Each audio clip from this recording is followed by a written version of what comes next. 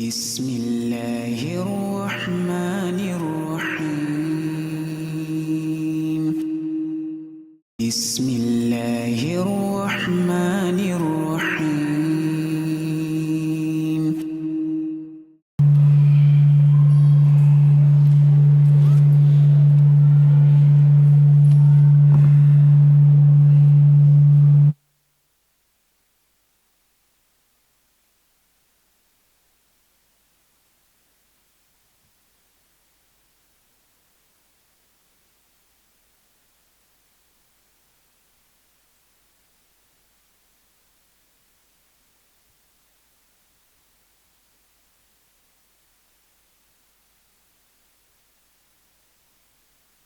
Jadi kalau bingung mungkin bisa. Oh gitu. Khair insyaallah.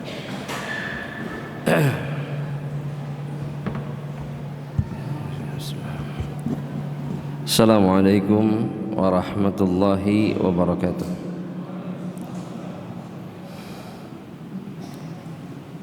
Innal hamdalillah nahmaduhu wa nasta'inuhu wa nastahdihi wa na'udzu billahi min syururi anfusina wa sayyiati a'malina man yahdihillahu fala mudilla lahu wa man yudlilhu fala hadiya lahu fa asyhadu an la ilaha illallah wahdahu la syarika lahu wa asyhadu anna muhammadan abduhu wa rasuluhu la nabiyya ba'dahu. فقال تعالى في القرآن الكريم يا أيها الذين آمنوا اتقوا الله حق تقاته ولا تموتن إلا وأنتم مسلمون. فأما بعد عباد الله رحمني ورحمكم الله. Hadirin kaum muslimin dan muslimat yang semoga senantiasa dirahmati dan dijaga oleh Allah Subhanahu wa taala. Kembali Allah memudahkan jalan kebaikan bagi kita untuk bisa berkumpul di masjid ini dan kembali meneruskan perjalanan kita membahas kitab Syarhu Ushulil Iman karya Al-Imam Al-Syekh Muhammad ibn Shalih Al-Utsaimin rahimahullahu ta'ala. Kita memasuki perkara yang keempat yang disebutkan oleh Syekh, yang menunjukkan akan adanya keberadaan Allah Subhanahu wa taala. Beliau mengatakan wa amma adillatul hissi, kata beliau, adapun dalil atau bukti-bukti secara his, yakni yang bisa dirasakan oleh panca indera seseorang, yang membuktikan adanya keberadaan Allah Subhanahu wa taala, famin wajhaini, kata beliau, maka ini bisa dibuktikan dari dua sisi atau dirasakan dalam dua keadaan. Ahaduhuma, kata beliau, annana nasma'u wa nusyahid min ijabatid da'in wa ghawthil makrubin, bahwa kita menyaksikan bagaimana mereka-mereka yang berdoa kepada Allah Subhanahu wa taala, permintaan-permintaan mereka diijabah oleh Allah Rabbul Alamin. Seperti mereka yang misalkan meminta pasangan, maka mereka diberikan pasangan oleh Allah sesuai dengan apa yang mereka minta kepada Allah Subhanahu wa taala. Ataupun kemudian mereka meminta rizki atau kenikmatan dunia, kemudian mereka mendapatkannya, maka dari perkara tersebut seseorang bisa kemudian memastikan bahwa doanya itu kemudian dibalas oleh Zat yang Maha Kuasa untuk memutuskan menetapkan segala sesuatu. Karena jika Allah Subhanahu wa taala tidak ada, maka apa yang kita minta itu tidak akan kemudian datang. Siapa yang akan memberikannya kepada kita jika Allah tidak ada? Antum teriak-teriak ya Allah, nikahkan saya, tapi Allah tidak ada. Dan kemudian siapa yang mendengar dan siapa yang akan memberikan pasangan kepada kita, menetapkan kemudian kita menikah. Ataupun kata beliau ghauthil makrubin, ataupun bagaimana mereka yang sedang berada di dalam keadaan sulit kemudian meminta pertolongan Allah Subhanahu wa taala. Maka kemudian Allah Subhanahu wa taala menolong mereka di detik-detik yang paling genting, di saat seseorang menghadapi mungkin ujian, mungkin musibah yang paling berat di dalam kehidupannya, dan dia kemudian meminta pertolongan kepada Allah. Nah, ini namanya istighatsah. Ini namanya minta pertolongan kepada Allah Subhanahu wa taala dan kemudian ditolong oleh Allah. Kemudian ditolong oleh Allah Subhanahu wa taala sesuai permohonan yang dia panjatkan kepada Allah Subhanahu wa taala. Kata Syekh, ma yadullu ala au dalalatan qati'atan ala wujudihi ta'ala. Perkara-perkara ini dia bisa dirasakan, dinikmati oleh panca indera seseorang. Datangnya pertolongan Allah, datangnya permohonan yang dia panjatkan kepada Allah, apapun yang dia minta kepada Allah Subhanahu wa taala. Ini menjadi dalil yang qati'. Dalil yang qati' itu adalah dalil yang kuat, yang tidak bisa kemudian dibantah oleh apapun, atau dalam bahasa yang lain qat'i. Dalil qat'i. Dan kita merasakan ini ribuan kali di dalam kehidupan kita mungkin. Bagaimana Allah menolong kita di saat kita membutuhkan pertolongan. Dan seluruh kebutuhan yang kita panjatkan kepada Allah kemudian Allah berikan. Lantas bagaimana bisa kemudian seseorang mengatakan Allah tidak ada? Karena jika Allah tidak ada, maka tidak ada yang menjawab, dan permohonan kita kemudian tidak akan pernah terkabul. Ini bisa dirasakan tidak, Jam? Bisa dirasakan tidak? Bisa. Namun seringkali kemudian memang tidak menguatkan jiwa dan iman seseorang kepada Allah. Makanya Allah bilang, Allah menyingkap jati diri makhluknya yang sebenarnya, bahwa manusia itu zalumun kafar. Yang namanya manusia itu sudah banyak berbuat kezaliman. Kemudian yang kedua apa? Dia selalu atau seringkali ingkar terhadap kenikmatan yang diberikan oleh Allah. Jelas Allah memberikan apa yang dia inginkan. Dia katakan Allah tidak menolong, Allah tidak mengijabah doa saya. Jelas diberikan sama Allah.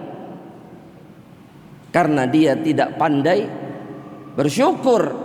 Dalam ayat yang lain Allah juga mengatakan, wa qalilun min ibadiyas syakur.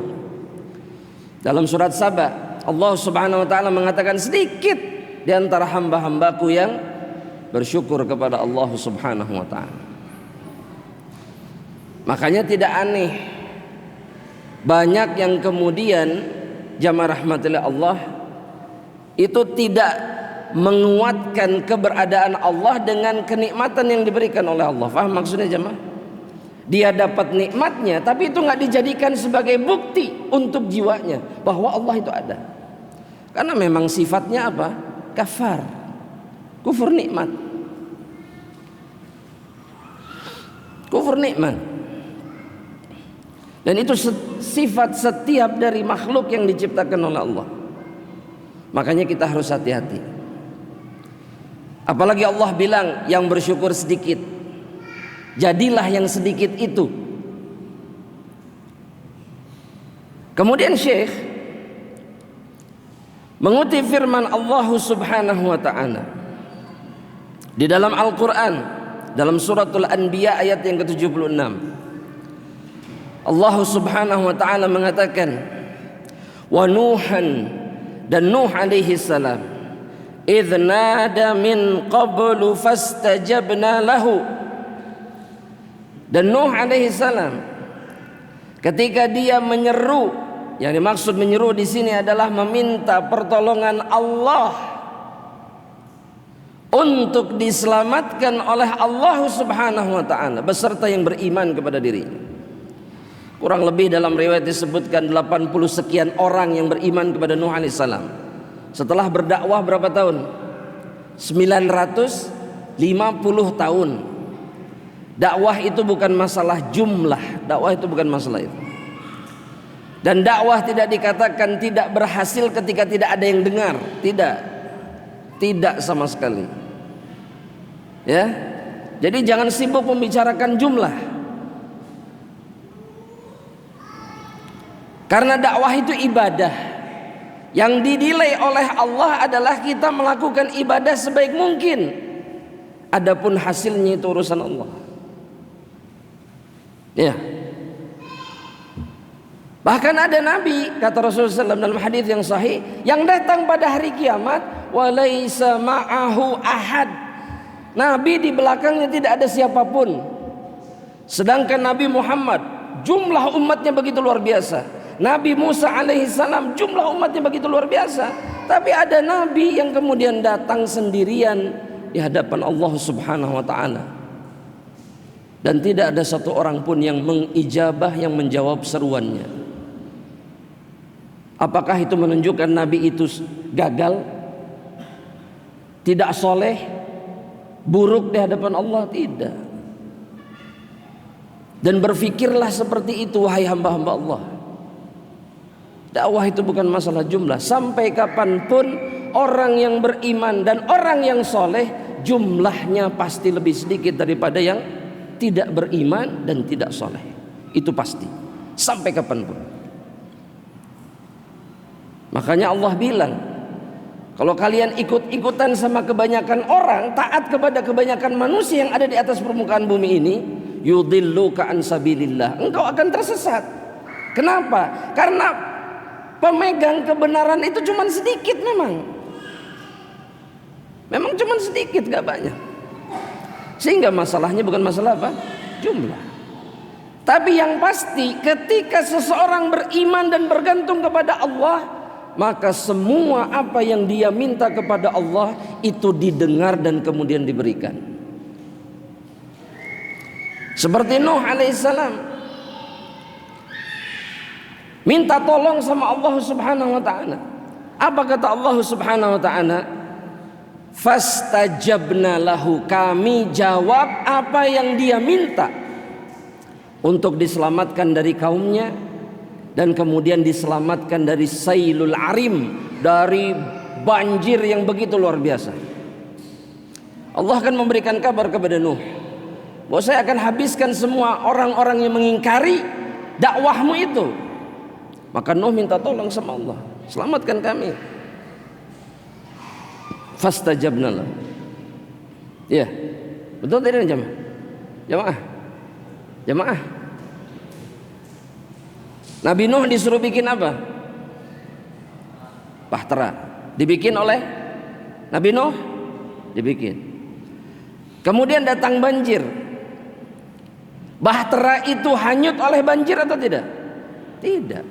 Kalau mau pakai logika, banjir yang kata Allah sampai ke puncak gunung harusnya menenggelamkan bahteranya. Kenapa ini jadi bahteranya pelan-pelan naik, wala goyang wala tenggelam? Jamaah, banjir itu datangnya gimana jemaah? Antum kalau di Gede Bage datangnya gimana itu banjir? Deras langsung, betul? Tapi bahtera ini kemudian menjadi bahtera keselamatan bagi mereka yang beriman kepada Allah. Itu jawaban Allah dan itu membuktikan Allah itu ada. Ataupun jemaah rahmatullah Allah, dalam ayat yang lainnya Allah Subhanahu wa taala juga berfirman, kata Syekh, seperti yang Allah firmankan dalam suratul Anfal ayat yang ke-9. Dalam suratul Anfal ayat yang ke-9, di mana Allah Subhanahu wa taala mengatakan, dan ini Allah sedang menceritakan Nabi Muhammad sallallahu alaihi wasallam dan para sahabatnya. Idz tastaghitsuna rabbakum, ketika kalian minta tolong kepada Allah untuk dimenangkan melawan orang-orang kafir. Terlupakan oleh anak apakah ini di perang Badar atau Uhud.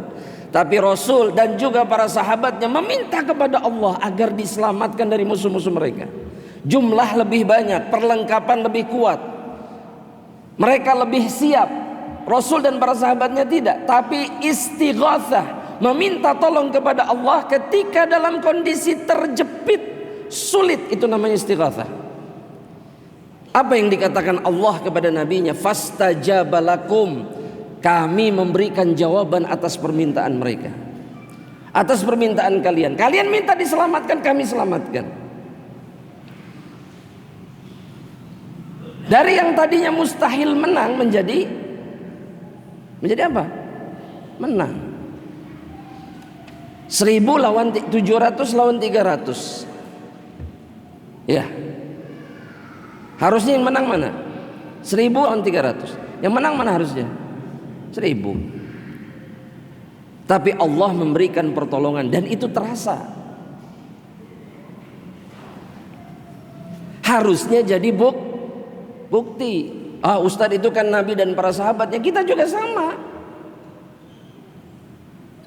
Rob yang dijadikan oleh Nabi sebagai tempat meminta siapa? Allah. Kita pun sama. Robnya sama atau beda? Sama. Dan Rob yang sama itu meminta kita untuk apa? Minta, maka kami akan berikan. Betul tidak? Betul tidak jamaah? Ana mau tanya sekarang, di antara hadirin ada yang doanya tidak pernah diijabah sama Allah? Angkat tangan, nggak apa-apa. Jamaah. Ya jamaah. Ana anggap diamnya antum itu sebagai persetujuan bahwa Allah selalu memberikan apa yang diminta. Tapi nggak semua Ustadz. Pasti ada yang ngomong begitu, entah dalam hatinya atau ngagerenyem gitu pelan-pelan. Ya. Dan kalaupun tidak diijabah, itu bukan berarti kemudian Allah tidak memberikan balasan atas doa. Yang kita pahami sebagai ijabah doa itu apa? Apa yang kita minta dikasih? Tidak. Allah tidak selalu memberikan apa yang diminta sesuai sama, tidak. Tapi Allah mungkin berikan yang lain karena Allah tahu yang lebih baik. Makanya kata Nabi, mereka yang meminta kepada Allah tidak berdoa dalamnya ada kemaksiatan, ada dosa yang diminta kepada Allah, tidak terburu-buru, kemudian juga tidak meminta diputuskan tali silaturahmi dengan saudaranya, maka dia akan diberikan salah satu di antara 3 kalau dia berdoa kepada Allah. Diberikan apa yang dia minta, atau kemudian yang kedua itu dihindarkan dari musibah yang akan menimpa dirinya. Dan yang ketiga apa? Disimpan oleh Allah nanti di akhirat. Setiap permintaan kita itu dijawab.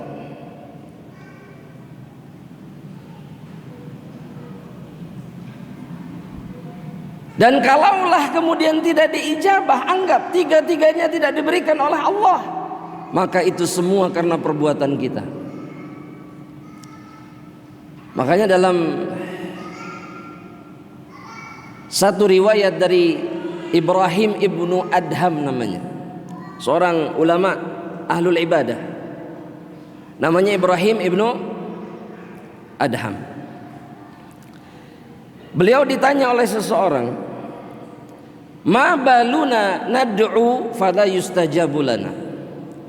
Kenapa kami ini berdoa tapi rasa-rasanya Allah tidak pernah menjawab doa kami?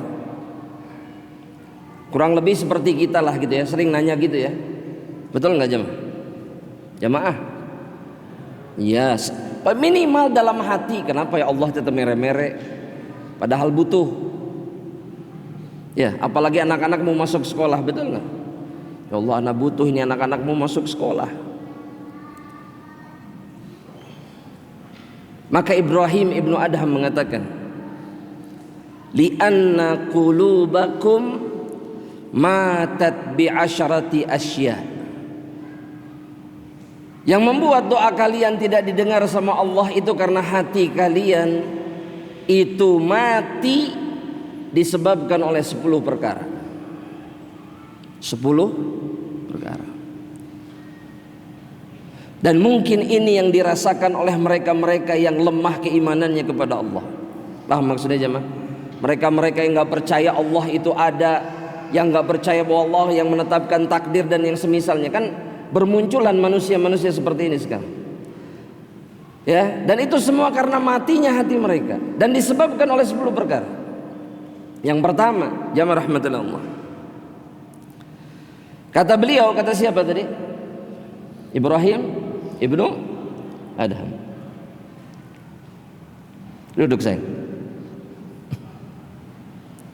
Sampai mana tadi teh? Ada selingan tadi, iklan soalnya. Ibrahim ibnu Adham mengatakan bahwa hati kalian mati karena 10 perkara. Yang pertama, araftumullah, kalian tahu Allah, kalian tahu Allah. Ya, tapi kata Ibrahim ibnu Adham, falam tuti'uh, tapi kalian tidak taat kepada Allah. Tahu Allah itu ada, ya, tapi kalian tidak taat sama Allah. Ini yang menghalangi apapun yang keluar dan keinginan harapan yang keluar dari hati kita kepada Allah Subhanahu wa taala. Salah kalian sendiri, tahu tapi tidak taat. Allah tidak akan mendengar seruan-seruan, permohonan-permohonan dari mereka yang tidak mau taat kepada Allah Subhanahu wa taala. Yang kedua, kata beliau, araftumur rasul, kalian kenal Rasulullah SAW. Kenal tidak jemaah? Hadirin kenal Nabi tidak? Kenal? Sekenal apa dengan Nabi Muhammad SAW? Tiba-tiba sunyi, kenapa jemaah? Hadirin tahu kan bahwa orang-orang Yahudi, kata Allah dalam surat Al-Baqarah apa? Ya'rifunahu kama ya'rifuna abna'ahum. Orang Yahudi itu kenal Nabi sebagaimana mereka kenal anak mereka. Orang Yahudi. Nah, saya mau tanya, kalau orang Muslim kayak apa kenalnya? Jemaah.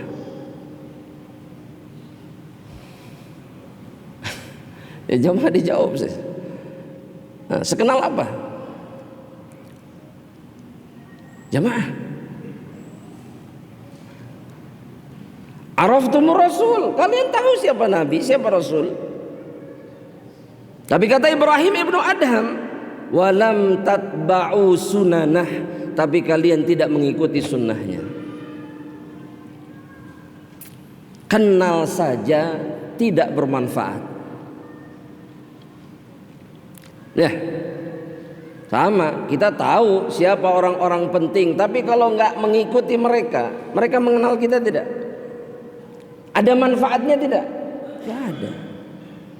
Ini Nabi, seorang hamba Allah yang akan menjadi penyelamat kita di hadapan Allah. Kita tahu itu, tapi kita tidak mengikuti sunnah-sunnahnya.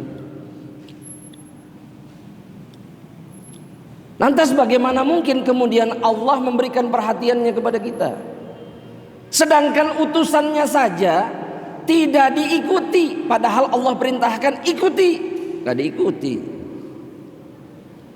Terus berharap doa kita diijabah sama Allah. Ini ajib, ini luar biasa jemaah.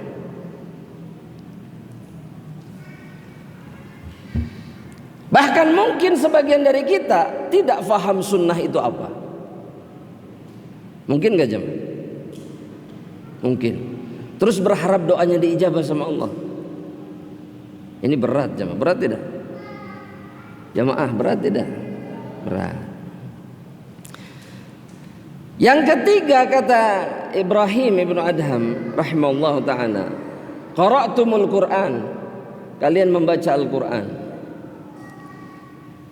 Tapi kata Ibrahim ibnu Adham, walam ta'malu bihi, tapi kalian tidak beramal dengan Al-Qur'an. Baca rajin. Saya yakin hadirin rajin baca Quran. Tapi berapa banyak di antara kita kemudian yang mengamalkan isi Al-Qur'an?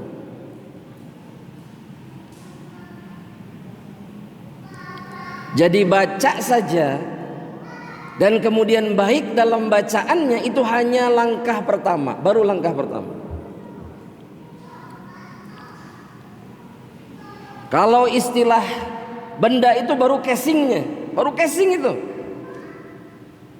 Nah, orang casingnya saja sudah tidak baik, sudah jangan berharap banyak. Baca aja nggak benar, jangan berharap kemudian beramal, mengamalkan Al-Quran. Jemaah, kata Ibrahim ibnu Adham, ini perkara yang membunuh hati kalian sehingga doa kalian gak didengar sama Allah.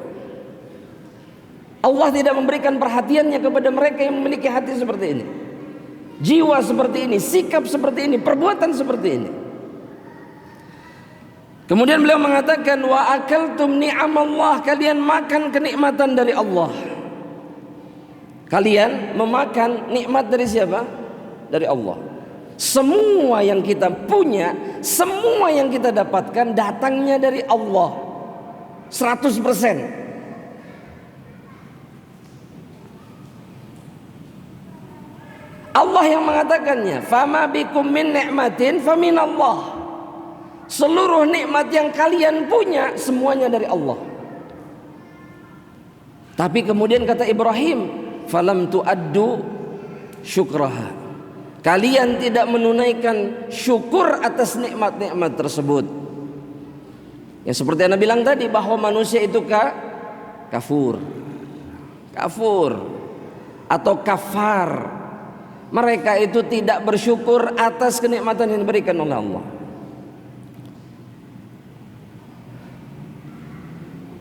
Kemudian yang berikutnya,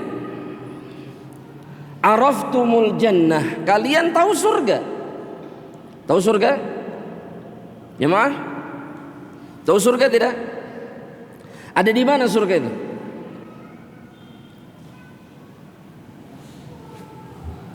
Ada di mana?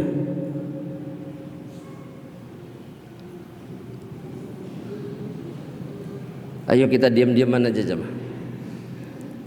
Ada di mana surga itu? Hah? Di mana? Anak sebentar, mau tanya. Hadirin ingin surga Allah? Ingin? Anak tanya sekarang, yang diinginkan itu ada di mana?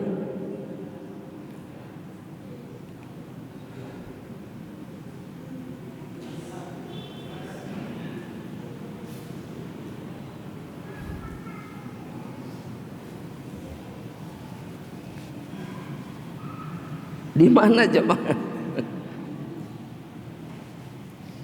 Hah? Di mana?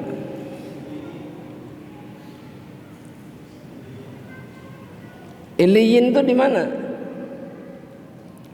Di atas, di langit. Makanya Nabi ketika Mi'raj mampir ke mana? Ya mampir ke langit, betul. Maksudnya di antara yang dihampiri oleh Nabi apa? Surga. Tahu surga di mana kan? Tahu. Ya di atas sudah. Anak nggak nanya persisnya di blok apa, RT RW-nya enggak. Ada di mana? Di langit. Isinya tahu kan seperti apa? Tahu tidak? Dikitlah ya Allah. Kita ini jamaah rahmatillah Allah sedang berusaha melangkah untuk masuk surga. Tapi kemudian kita tidak tahu apa yang di dalamnya, apa yang kita kejar. Para sahabat Nabi sebagian dari mereka, yang mereka kejar itu para bidadari. Sebagian sahabat Nabi yang mereka kejar itu adalah seluruh kenikmatan yang nyata-nyata Allah sebutkan dalam Al-Quran. Buah-buahan, sungai yang mengalir, itu yang mereka kejar. Kok aneh kita ngejar surga tapi tidak tahu apa yang dikejar? Aneh. Kejar apa sebetulnya kita ini? Kalau kita kemudian tidak paham isinya, pantas kalau begitu kenapa usaha kita untuk mengejar surga itu sangat lemah. Pantas. Kita kalau ngejar dunia targetnya jelas, semangatnya luar biasa. Ini jannah yang disediakan oleh Allah, kenikmatan, puncak kenikmatan. Kita nggak paham isinya kayak apa. Padahal Allah sudah mengabarkan, Nabi sudah menjelaskan isinya kayak apa. Gak menyemangati kita, aneh. Antum sedang mengejar sesuatu yang goib. Pantas atau duduk di majelisnya surga itu masih bisa tidur. Pantas. Masih bisa balas WA di majelis ilmu. Pantas. Karena manusia seperti ini gak sadar tentang apa yang dia kejar. Gak tahu apa-apa. Masih bisa. Jujur ini bukan ana sedang emosi, bukan jamaah, bukan. Ana sedang mengingatkan, ini tempat dan majelis di mana seseorang semestinya nggak ingat dunia. Karena mereka sedang melangkahkan kakinya menuju surga. Ajib. Luar biasa ini jamaah. Ada yang salah sama kita ini. Makanya Ibrahim ibnu Adham mengatakan, araftumul jannah, kalian tahu surga. Tahu surga mah diciptakan oleh Allah untuk orang yang beriman dan soleh. Tapi kemudian kata beliau,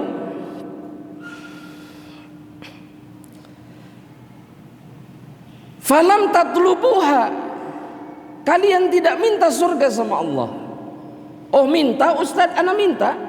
Allahumma inni as'alukal jannah, tapi perbuatan kalian belum tentu meminta surga. Buktinya apa minta surga? Kalau butuh contoh di majelis ilmu saja masih bisa tidur, minta surga. Dari mana nih minta surganya? Bayangkan coba jemaah. Majelis ilmu tuh malaikat turun, rahmat Allah turun, tidur. Tidur. Atau capek Ustadz, nanti habis kerja. Emang Ustadznya nggak capek? Emang di dunia ini yang capek cuman hadirin saja? Bukan begitu jamaah. Ini bukan curhat jamaah, bukan. Bukan. Ana tidak ada masalah.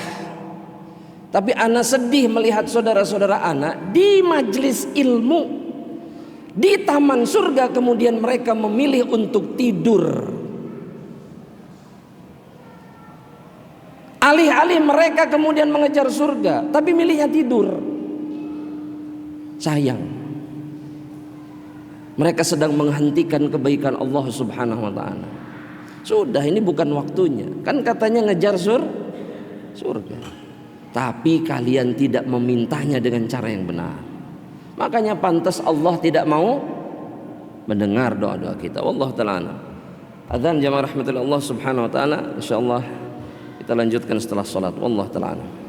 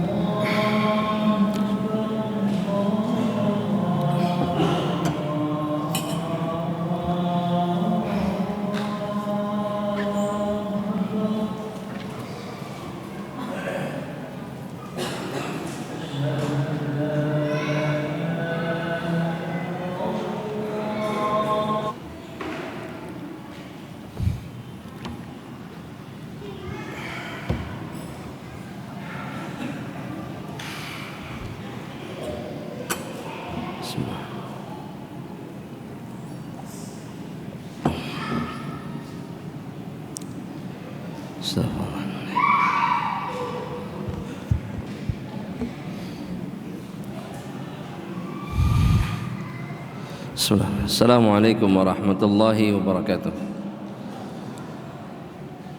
Alhamdulillah nahmaduhu wa nasta'inuhu wa nastahdihi. Sallallahu ala nabiyyina Muhammad wa ala alihi wa ashabihi ajma'in. Fa amma ba'du ahibbati fillah. Kembali kita lanjutkan apa yang dikatakan oleh Al-Imam Ibrahim Ibnu Adham rahimahullahu ta'ala. Tadi beliau mengatakan wa araftumu al-jannah falam tatlubuha. Kalian tahu surga tapi kalian kemudian tidak mencari surga Allah Subhanahu wa ta'ala. Kemudian beliau mengatakan wa araftumun nar, kalian tahu neraka Allah. Kalian pun tahu neraka Allah. Wa lam tahrubu minha, tapi kalian tidak lari dari neraka Allah Subhanahu wa ta'ala. Kalian tahu neraka Allah tapi kalian tidak lari dari neraka Allah. Justru kebanyakan hamba-hamba Allah yang katanya mengejar surga, mereka lebih dekat kepada neraka Allah dibandingkan surga Allah Subhanahu wa ta'ala. Dengan bermaksiat kepada Allah, dengan melakukan apa yang dibenci oleh Allah Subhanahu wa ta'ala. Padahal nabinya Muhammad sallallahu alaihi wasallam, nabinya orang-orang yang beriman, beliau meminta kepada Allah Subhanahu wa ta'ala, wa a'udzu bika minan nari wa ma qarraba ilaiha min qaulin au amal. Aku berlindung kepadamu ya Allah dari neraka dan seluruh perbuatan yang mendekatkan diriku dari neraka. Dan begitulah keadaan seorang mukmin semestinya. Bukan kemudian justru mendekat kepada neraka Allah Subhanahu wa ta'ala. Kita sendiri yang menghancurkan jiwa dan hati kita. Kita sendiri. Dengan melakukan apa yang mendekatkan diri kita kepada neraka Allah Subhanahu wa ta'ala. Dan kemudian beliau mengatakan, Al-Imam Ibrahim Ibnu Adham mengatakan, wa araftumu syaitan, kalian kenal, tahu siapa syaitan. Dan ana mau tanya sama hadirin, syaitan itu siapa? Musuh kita jelas. Karena Allah Subhanahu wa ta'ala mengatakan di dalam Al-Qur'an, innasyaitana lakum aduwwun fattakhidhuhu aduwa. Syaitan itu musuh kalian dan jadikan dia sebagai musuh. Banyak di antara kita tahu syaitan musuh kita, tapi di sisi yang lain kita berteman dengan syaitan. Oh enggak Ustadz, anak enggak. Oh banyak buktinya. Ketika masuk rumah tidak baca bismillah, syaitan ikut bersama dirinya. Ketika akan tidur tidak berdoa kepada Allah, syaitan akan tidur bersama dirinya. Ketika makan tidak baca bismillah, syaitan makan dengan dirinya. Bahkan ketika bergaul antara seorang laki-laki dengan wanita, seorang suami dan istri, dan tidak mengucapkan bismillah dan berlindung kepada Allah, maka syaitan ikut dalam pergaulan itu. Makanya nggak aneh banyak anak-anak yang kelakuannya seperti apa? Iya. Sehingga menjadi jelas bahwa kita tidak menjadikan syaitan sebagai musuh kita, dan kita tidak pernah memerangi syaitan. Dan ini yang terjadi, sehingga hati kita mati. Dan ketika hati kita mati, bagaimana bisa kemudian iman kepada Allah menjadi kuat? Gimana caranya? Ketika syaitan yang diikuti bukan Nabi Muhammad SAW. Kemudian beliau juga mengatakan, wa araftumul maut, kalian juga tahu kematian. Setiap dari kita tahu mati itu pasti. Kalau sudah datang tidak akan mundur. Pernah tidak terjadi mundur kematian itu? Jamaah. Ya jamaah. Pernah. Kapan? Nabi Musa alaihissalam.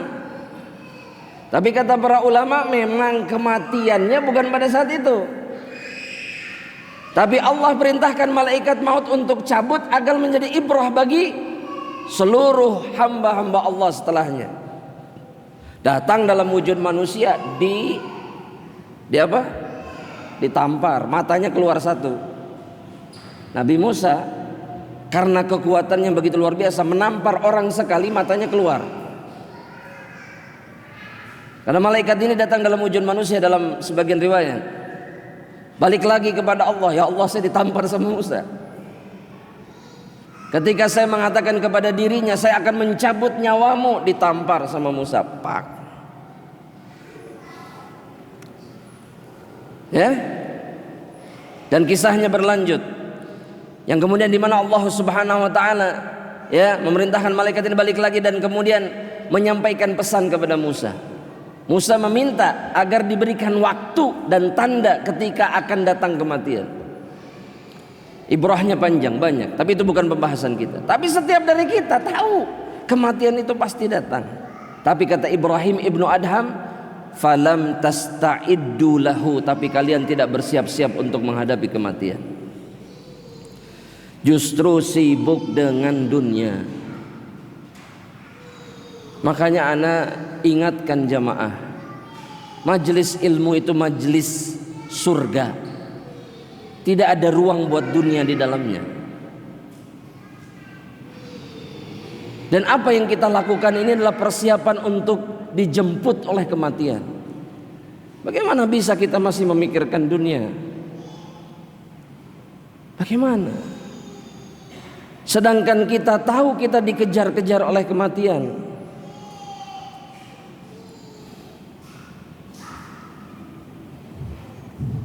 Maka jangan tersinggung sama anda ya jamaah. Tersinggung enggak? Jamaah, tersinggung enggak? Akan nuntut anda nanti di akhirat tidak? Nah? Oh santai, masya Allah, santai. Ajib, masya Allah. Masya Allah, ya Rabb, ya Rabb. Apa yang kita lakukan ini jamaah rahmatillah Allah belum tentu diterima sama Allah.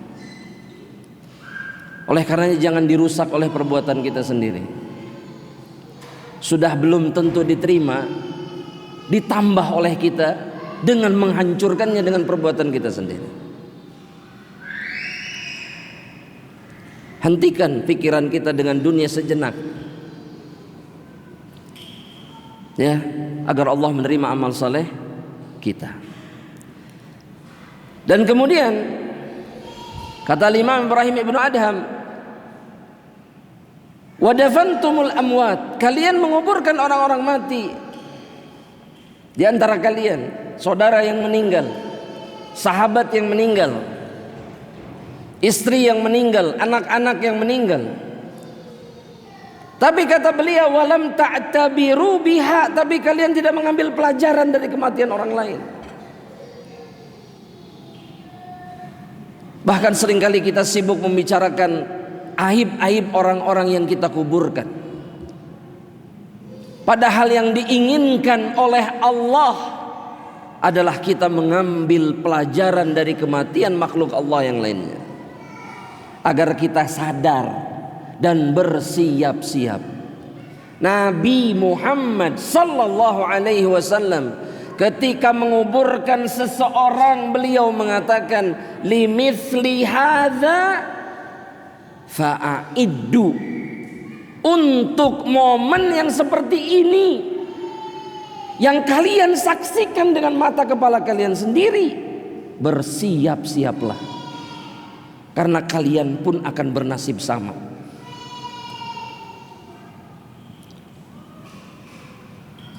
Makanya memang luar biasa mencengangkan mereka-mereka yang masih bisa membicarakan dunia ketika menguburkan saudara mereka. Allahu Akbar. Ini iman yang seperti apa jamaah rahmatullah Allah. padahal dia pun akan bernasib sama. Mati hatinya, rusak jiwanya, sehingga kematian saja tidak bisa menjadi ibrah dan nasihat bagi dirinya. Lantas siapa yang bisa menyentuh hatinya? Siapa? Kalau kematian saja tidak mengingatkan dirinya dan kemudian mengembalikan dirinya kepada Allah.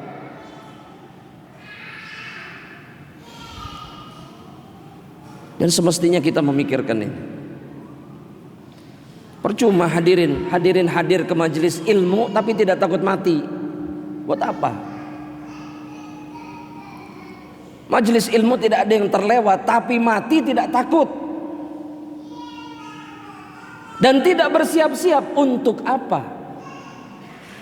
Itu menandakan bahwa ilmu tidak masuk ke dalam hati kita.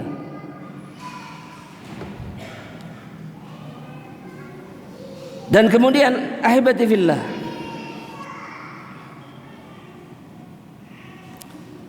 kata Imam Ibrahim Ibnu Adham, "Wantabahtum min naubikum fashtaghaltum bi uyubin nas wa taraktum uyubakum." Ketika kalian bangun dari tidur, Allah hindarkan kalian dari kematian, kalian bangun. Namun kemudian kalian lebih sibuk dengan aib-aib orang lain dibandingkan aib diri kalian sendiri. Dan ini perlu kita sampaikan jamaah rahmatillah Allah. Karena mereka-mereka yang mati jiwa dan hatinya, maka imannya kepada Allah tidak akan pernah sempurna. Gak akan pernah sempurna. Dan bukti-bukti keberadaan Allah dan kebesarannya tidak akan pernah menggugah hatinya dan mendorong hatinya untuk lebih bertakwa kepada Allah. Tidak akan. Ini yang terjadi di tengah-tengah kita sekarang. Syekh Muhammad bin Shalih Al-Utsaimin kemudian, jamaah rahmatillah Allah, dalam kitab yang sedang kita bahas, beliau mengatakan bahwa dalam Sahih Bukhari diriwayatkan oleh Anas bin Malik dari Rasulullah sallallahu alaihi wasallam, dan beliau menceritakan bahwa Anas menceritakan berkata, "Anna a'rabiyyan dakhala yaumal jumu'ah wan nabiyyu yakhtubu." Ada seorang Arab Badui masuk ke Masjid Nabawi, Nabi sedang khutbah di atas mimbarnya, sedang khutbah Jumat. Namun laki-laki ini kemudian berteriak, "Ya Rasulullah, wahai Rasulullah." Berarti menghentikan menyela siapa? Nabi Muhammad SAW. Tapi sekaligus para ulama mengatakan ini yang menjadi dalil bahwa percakapan antara makmum dan imam jika dibutuhkan boleh. Jadi imam boleh menghentikan khutbahnya dan menegur misalkan, atau menjawab pertanyaan seseorang, boleh. Dan Nabi mendengarkan laki-laki ini menghentikan khutbahnya. Laki-laki ini mengatakan, "Halakal mal wa ja'al iyal fad'ullaha lana." Harta-harta kami, binatang-binatang ternak kami hancur karena kekeringan, dan keluarga kami kelaparan. Mintalah kepada Allah agar Allah kemudian menurunkan hujan kepada kami. Maka Nabi seketika mengangkat tangannya di tengah-tengah khutbah. Dan kemudian kata Anas bin Malik, farafa'a yadayhi, mengangkat kedua belah tangannya, wada'a fathara as-sahab amsal al-jibali falam yanzilu an minbarihi hatta ra'aitul matara yatahadaru ala lihiyatihi. Ketika Nabi menurunkan tangannya, maka yang aku saksikan, langit, awan itu berubah menjadi gelap. Dan ketika aku kembali menyaksikan Nabi Muhammad sallallahu alaihi wasallam, maka aku sudah melihat hujan itu membasahi jenggot Rasulullah sallallahu alaihi wasallam. Secepat itu ijabah doa. yang dipanjatkan oleh Rasulullah SAW, dan itu menjadi bukti bahwa Allah itu ada.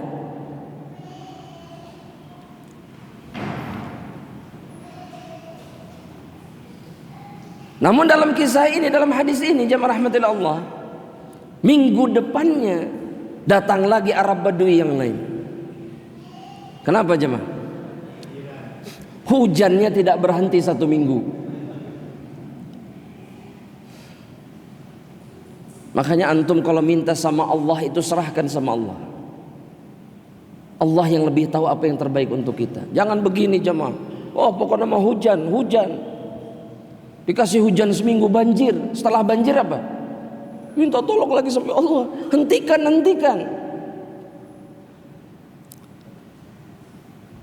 Dan sering kita melakukan itu kepada Allah, memaksa Allah untuk mengijabah doa kita, dan ketika diberikan kita menyesal karena ternyata yang kita minta itu buruk bagi diri kita. Betul tidak? Tapi semua itu menjadi bukti bahwa Allah itu ada. Maka Nabi Muhammad SAW ketika didatangi di Jumat berikutnya, beliau berdoa kepada Allah, Allahumma hawalaina. Apa lanjutannya? Ini doa kalau hujan sudah terlalu deras, banjir. Dan kita sering kebanjiran ini jamaah rahmatillah Allah. Bandung ini sering hujan besar. Maka doa ini harus hafal. Apa doanya?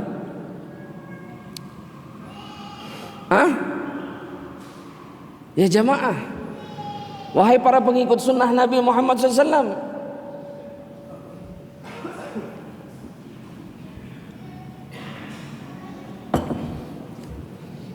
saya nggak akan maju sebelum dijawab doanya. Allahumma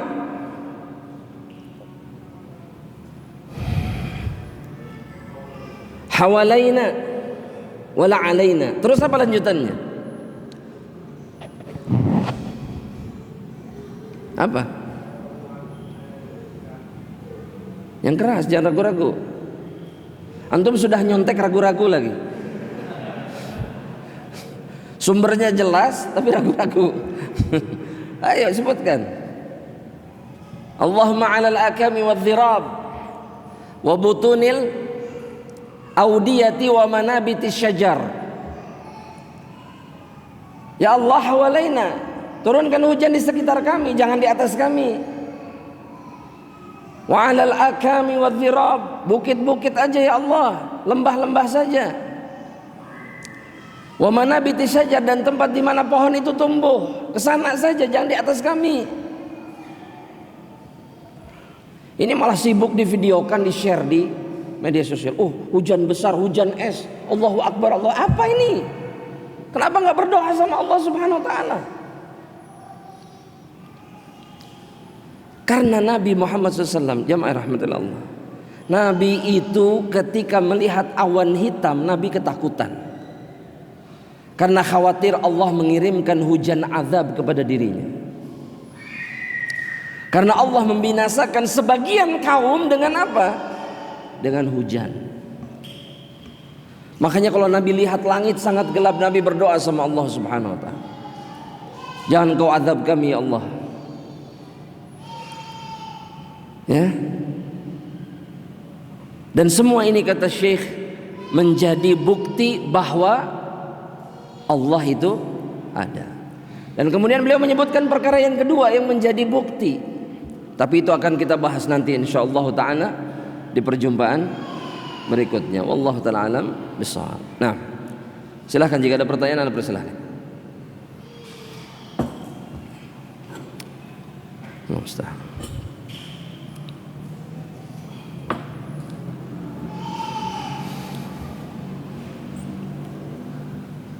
Fadhal ya Salim. Waalaikumsalam warahmatullahi wabarakatuh. Fadhal.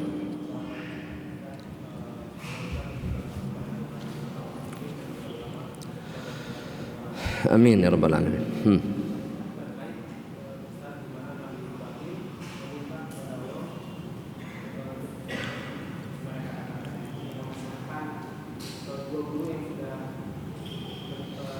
Iya.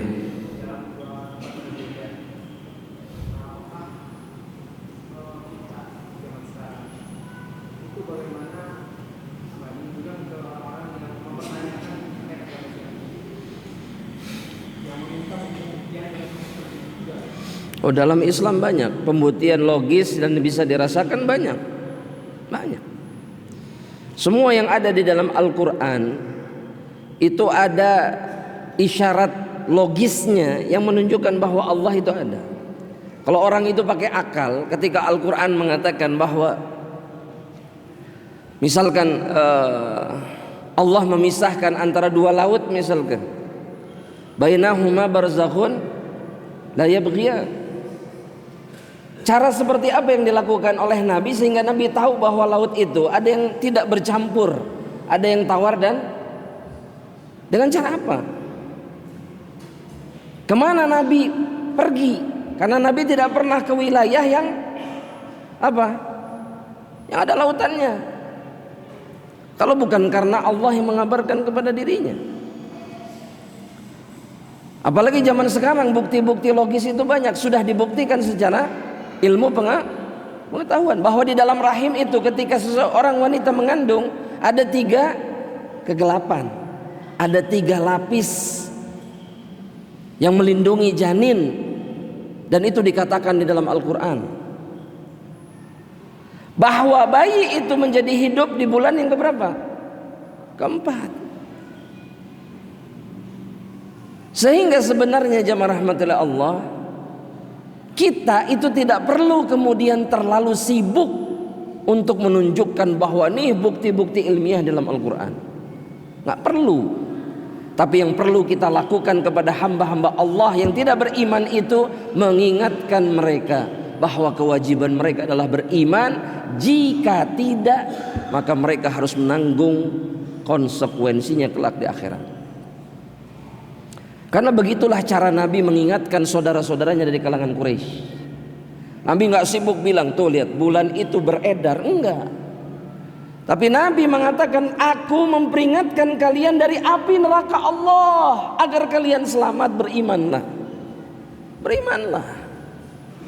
Bukan kemudian sibuk dengan bukti-bukti ilmiah di dalam Al-Quran.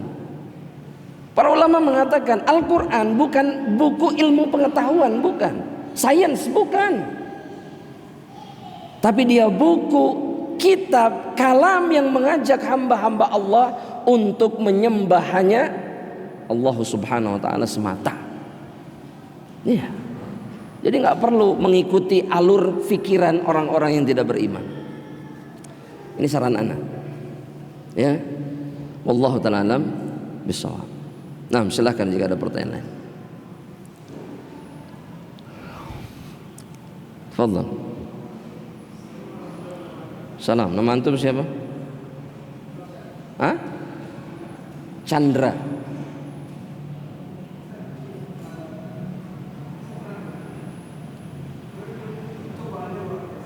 Berilmu itu cobaan luar biasa. Nah,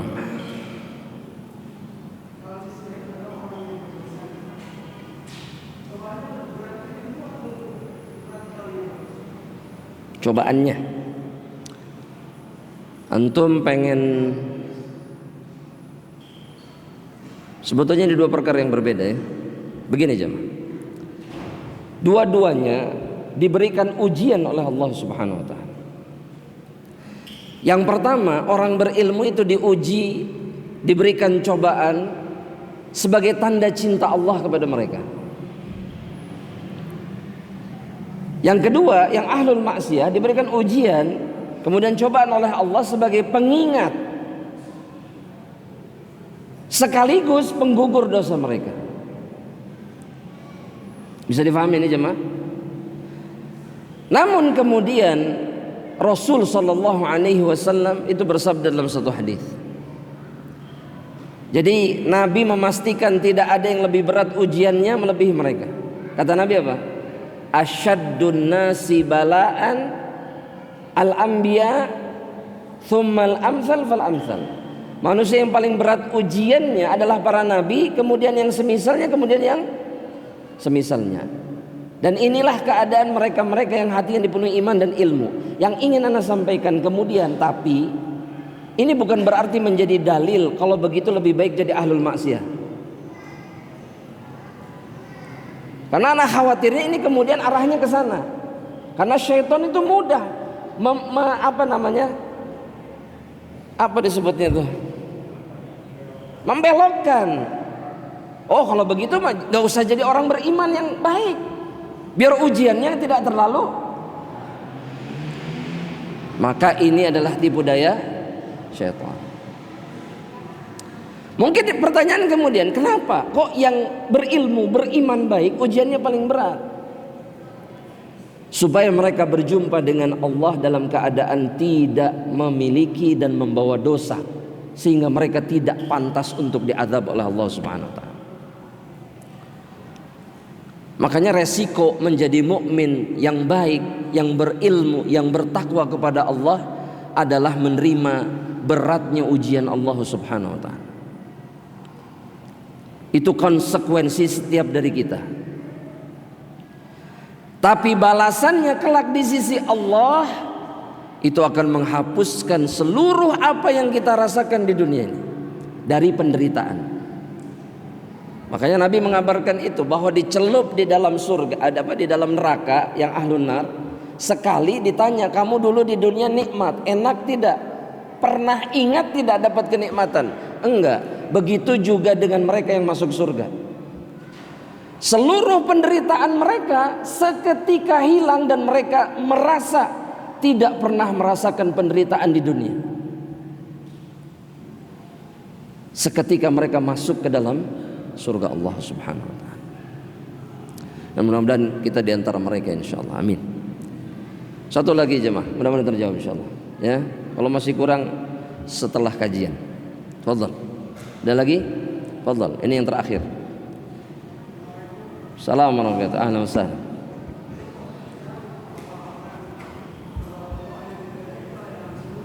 Hah?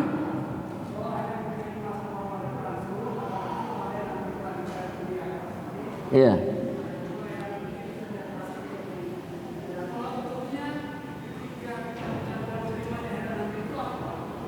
Tolak ukurnya apa? Tolak ukurnya adalah ketika kita masuk surga kita baru tahu bahwa doa kita diterima sama Allah. Jadi kalau antum pengen tahu bahwa doa kita ini ada yang diakhirkan nanti di surga, masuk surga dulu. Jadilah orang beriman dan bertakwa kepada Allah dan tidak berhenti berdoa meskipun terasa seakan apa yang diminta itu tidak kunjung datang.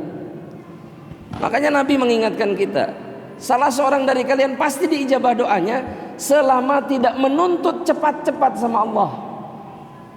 Jadi 20 tahun doa, 20 tahun doa gak diijabah, gak berhenti. Nah, manusia seperti ini yang berhak mendapatkan balasan dari Allah. Ini sama seperti Nabi Yakub ketika minta sama Allah puluhan tahun baru ketemu sama Yusuf. Yang diminta apa? Ketemu Yusuf lagi. Tapi selama waktu yang panjang itu Yakub pernahkah dia berhenti dari berdoa? Bahkan beliau mengatakan walam akun bidu'aika syaqiyya. Aku tidak pernah kecewa dengan doa kepadamu ya Allah, enggak pernah. Sehingga beliau tidak pernah berhenti berdoa kepada Allah.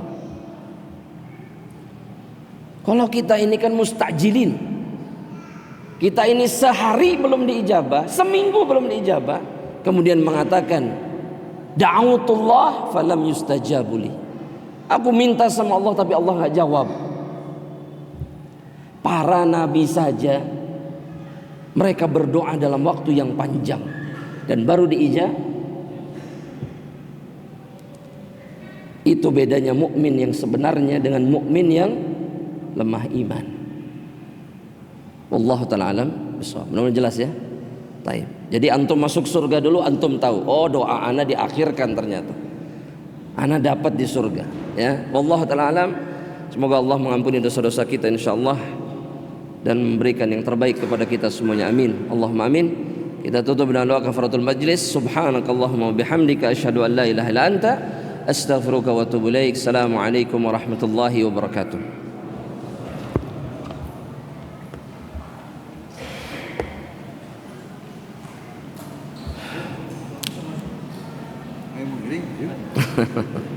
Alasan.